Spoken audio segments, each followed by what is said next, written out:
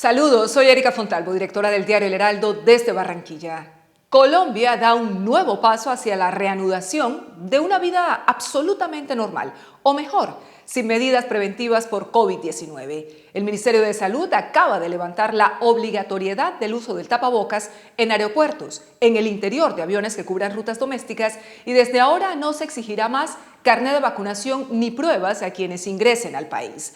Aunque el virus no ha desaparecido ni ha dejado de mutar haciéndose más contagioso, la situación que encaramos hoy es totalmente distinta a la de hace 3 años.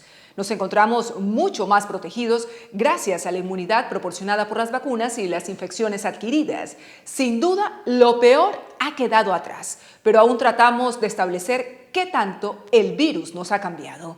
Más de 6,8 millones de muertos en el mundo por COVID como consecuencia de la peor emergencia sanitaria de la historia reciente de la humanidad, casi 143,000 de ellos en Colombia, confirman que la respuesta global a la pandemia fue un sonoro fracaso de la comunidad internacional que no garantizó solidaridad ni equidad.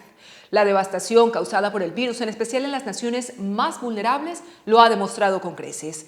Aunque apenas se hable del tema, si acaso para insistir en que la Organización Mundial de la Salud desactive lo antes posible el nivel máximo de alerta, aún son millones de personas las que continúan buscando cómo encajar en sus vidas diarias los efectos de una COVID persistente o las secuelas en su salud mental por los prolongados encierros o las pérdidas de sus trabajos o negocios.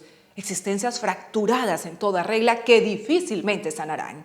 Siendo pragmáticos, cabría decir que la pandemia atraviesa un periodo de transición en el que la OMS prefiere ser precavida, mientras discute cómo pasar a una fase de normalidad para convivir con el virus de una forma segura.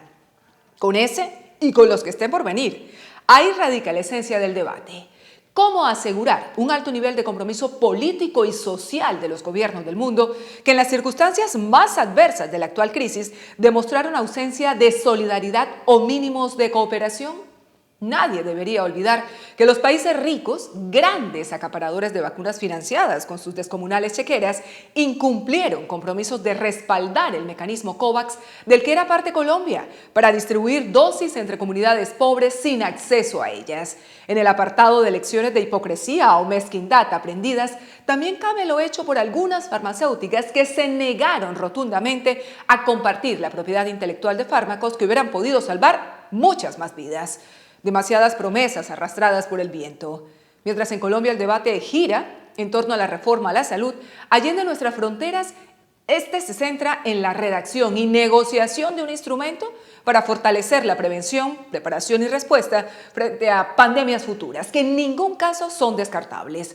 Bajo el cuestionado liderazgo de la OMS, este tratado internacional sentará las bases de una arquitectura sanitaria mundial que sirva para superar las vergonzosas conductas de dirigentes globales o multinacionales del sector llamadas a actuar con transparencia. El escenario ideal de este mecanismo contempla cuestiones no solo de sentido común, sino de mínima humanidad, como que una quinta parte de las reservas mundiales de vacunas se entrega a la OMS para que se declaren públicos sus precios y contratos o que se compartan datos sobre las secuencias del genoma viral. Hasta ahora el documento es un borrador que se discutirá a lo largo de todo este año. Convertirlo en una realidad será difícil porque no existe certeza de cómo funcionaría en la práctica, sus formas de financiación o institucionalidad, ni cómo podría asegurarse su estricto cumplimiento.